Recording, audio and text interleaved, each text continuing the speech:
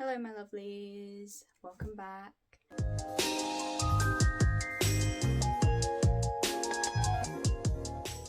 So I'm sure you've seen the TikToks, the ones hounding off the nostalgia that you felt when you were a child and Christmas felt magical. And I thought, given I have the time, why not just go back? Why not redo these activities? Nobody's stopping us. So that's what we're doing today. I'm going to be going back and redoing some old, very old primary school activities that I did when I was younger. And if you guys feel like it, you can follow along and make these things too.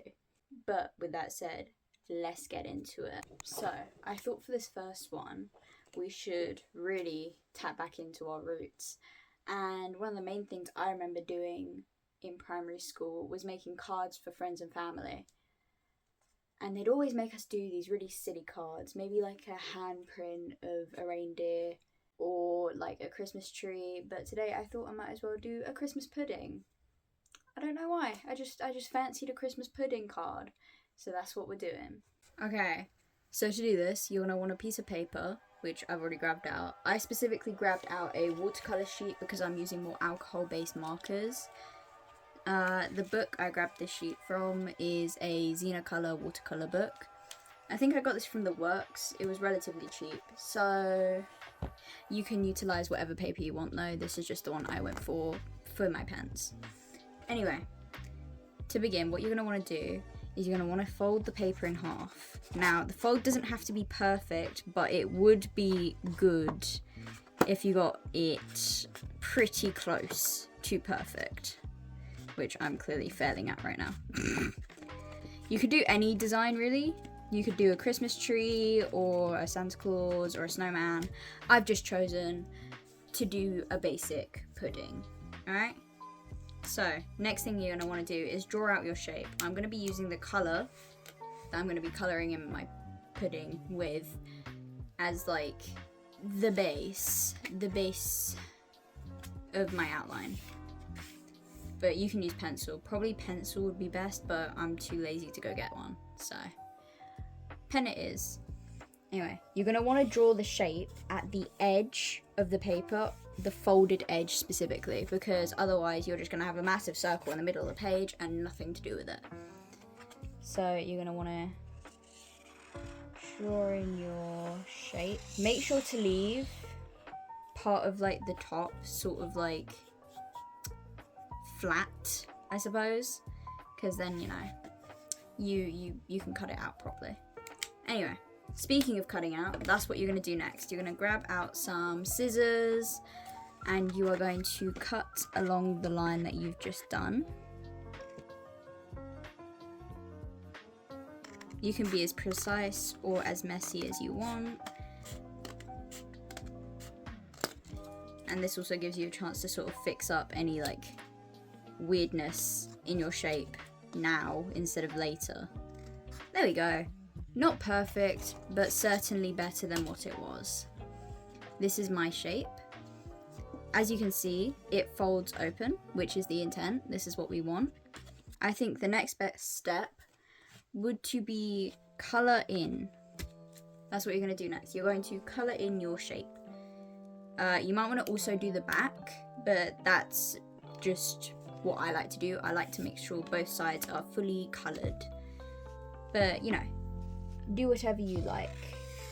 I like this brown because it's fairly rich, but this pen seems to be running out a bit, so that sucks.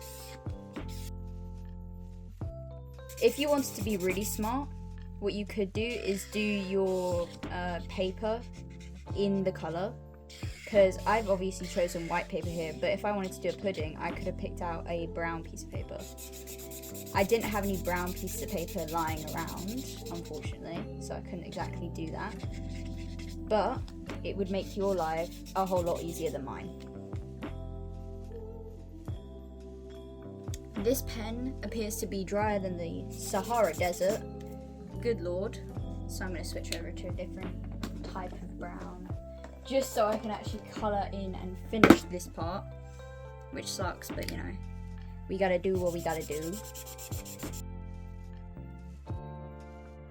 There you go, you've got your other side nice and covered, and here's your front side. Beautiful. Okay, next step is I feel like I want some icing on my pudding, alright? So what I'm going to do is I'm going to grab back the piece of paper I cut this out of earlier, and I'm actually going to place it along the top and draw out a shape for the icing that I can then cut out. So I'm going to grab out a grey, and I'm just going to draw some nice little drippy pieces of icing to go along the top. Wonderful. Then you're going to want to cut those out. There we go. We've got some icing, albeit not perfect icing because I'm not the best with scissors, but it will do, fit for purpose, as they say. And then that can be stuck down with glue just on the top. Wonderful. Now, I'm not gonna lie, but this pudding looks a bit bland. Feels like it needs something else, something just to tie it all together, which could be the perfect time for a little leaf and holly. So what you're gonna want to do is, to make sure it all sits together, is draw out your shape of holly and leaf as one shape, which obviously is going to be a bit tedious, a bit difficult, but I believe in you.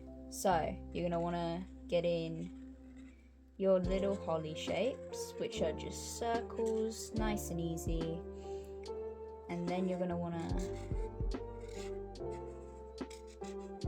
do your leaf shapes. I'm making mine relatively big, but you can make yours any size you like. Nice. Then you're going to want to colour them in before you cut them out, because otherwise it might be a bit more difficult. Now you're going to want to cut it all out. Try and leave no white spots from the paper, because otherwise it might look a bit messy. Excellent. Now, stick your little piece of holly onto your pudding. I advise sticking it on with the berries, so your leaves can hang off to the side and spread their wings. Plop. Beautiful. This looks like a wonderful little pudding card. Now all that's really left to do is add a little message on the inside for whoever you want to send this to. Now, if your pudding turned out anything better than my one, probably came out a little something like this. It is a relatively simple design at the end of the day, and once again, nothing has to be perfect, but that's how you make a little pudding card.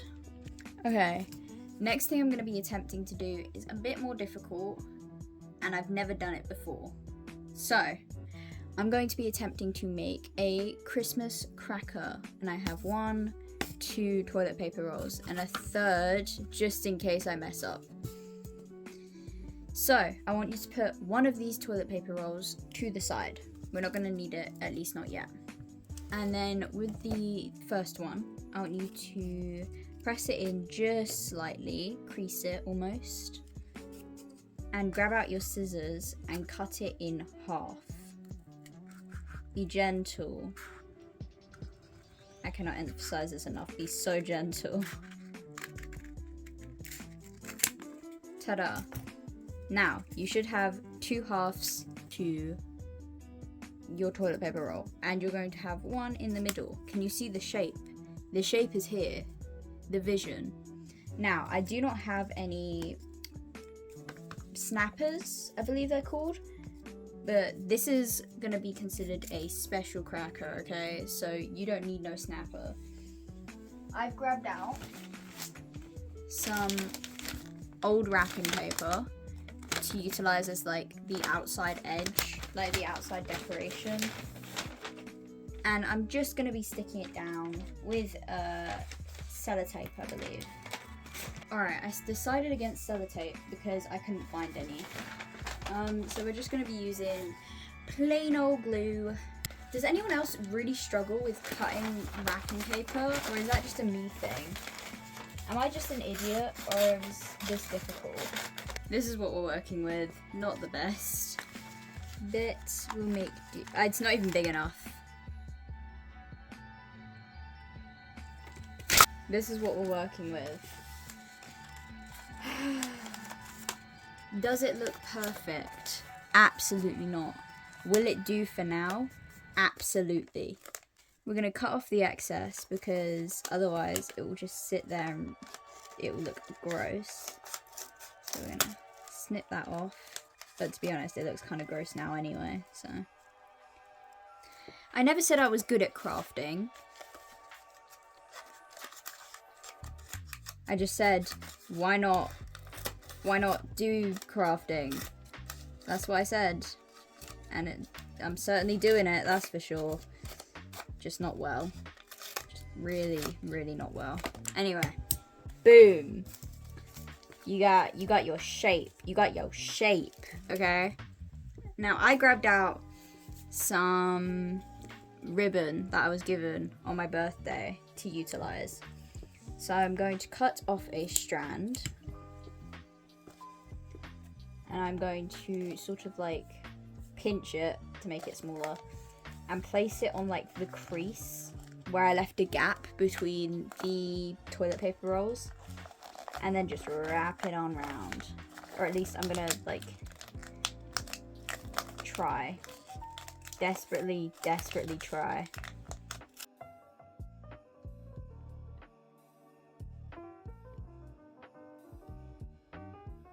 Wow, guys, I'm so good at this.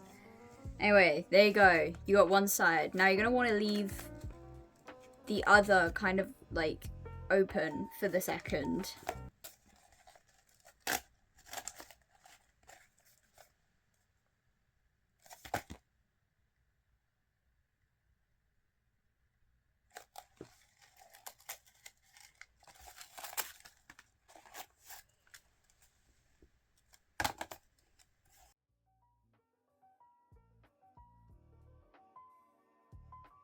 Alright, so here's what I've learned from that experience. I can try again, but I don't know if I want to try again. You know? I feel like all hope is lost. All hope is lost.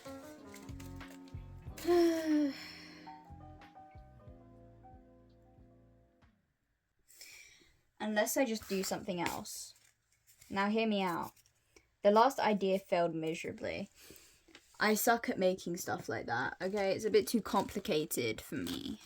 However, I'm much better when I'm in my element. And my element is making crappy things. So, hear me out here. What if I just do that? I bet you can already guess where these are going. We all know the song, don't we? We all know the song. Rudolph the red-nosed reindeer had a very shiny nose, and if you ever saw him, he would even say it glows. Then one foggy Christmas Eve, Santa came to say, Rudolph, with your nose so bright, won't you guide my sleigh tonight? Then all the reindeers loved him, and they shouted out with glee, Rudolph the red-nosed reindeer, you'll go down in history. The Porsche engineers knew exactly what their objective was, to make the new 911 GT2 RS the most powerful Porsche for the road. Objective achieved. Hopefully you guys enjoyed that. These little guys are going to be used as like just decoration for around my room now. They're so shit. Anyway, hope you guys enjoyed. Lots of love. Mwah, mwah, mwah. I'll see you all tomorrow. Bye bye, my lovelies.